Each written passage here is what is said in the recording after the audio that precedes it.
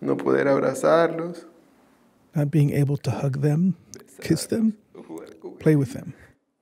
At least 4 Central American men in this Otay Mesa detention facility say officials took their children from them after they arrived at the border asking for asylum.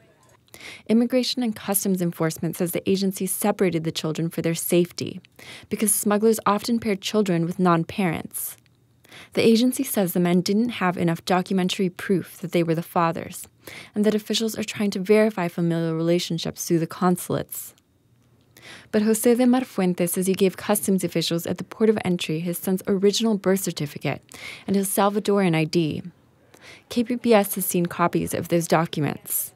I wasn't going to come to a strange country that isn't mine to present myself with a child without documents.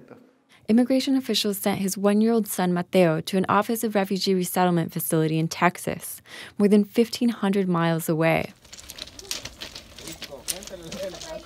Fuentes traveled from El Salvador to the U.S. with his partner, Olivia Cáceres, and their 2 sons, Mateo and André, in a caravan of asylum seekers. They were on the road for more than a month, traveling on Mexico's infamous train, La Bestia. The family says they were fleeing gang violence and extortion at home. Ay, qué rica tu naricita.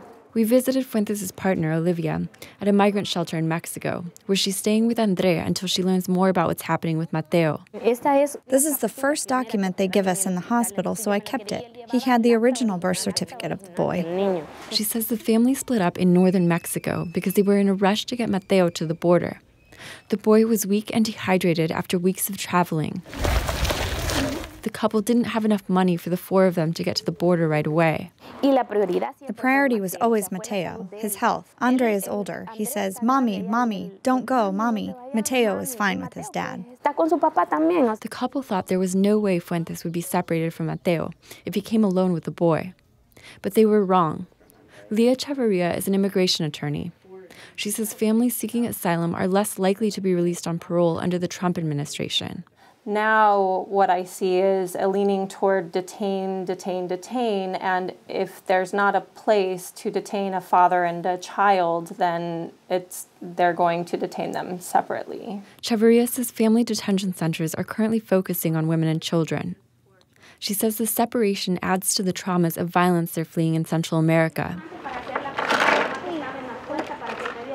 In the migrant shelter, André plays with other children whose parents also brought them from Central America. They sing songs they learned on the journey. Why did they want to kill us?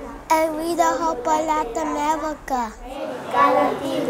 Cáceres says she's been repeatedly calling the facility in Texas where officials sent her youngest son, Mateo, but that all she's received is a single call back letting her know that the boy is fine. The Office of Refugee Resettlement has declined to comment on the boy's case, citing privacy concerns. Immigration officials have the discretion to let the father out on parole at any time. But under the Trump administration, the policy has been to detain for at least 6 months. Cáceres says the boy has a right to be with his father, that Fuentes is the best caretaker. Everyone knew him in the caravan because once when Mateo was very sick with a bad fever, all night Jose was holding him and pacing with him. Cáceres says she's heard that U.S. officials take good care of children and that she's trying to focus on that, to stay positive for André.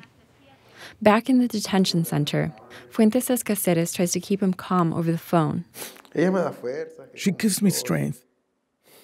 How am I? Do I eat?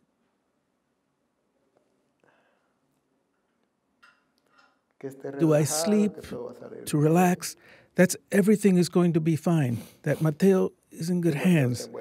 That she's taking care of André. Fuentes graduated from the Catholic University of El Salvador with a degree in journalism. I like to know stories. I like to write. But before he could pursue his dream of becoming a journalist, he and his wife began to fear for their lives. The couple says gangs were extorting them for money they didn't have, and Fuentes' close friend was killed. Fuentes says he wanted to be a good father because he never knew his own. He was raised by his mother, who died a few days before he graduated. She told me she was proud of me. It's sad to have the family fragmented. One person in one place, my mother in the sky. My son I don't know where. Olivia with Andre. Jean Guerrero, KPBS News.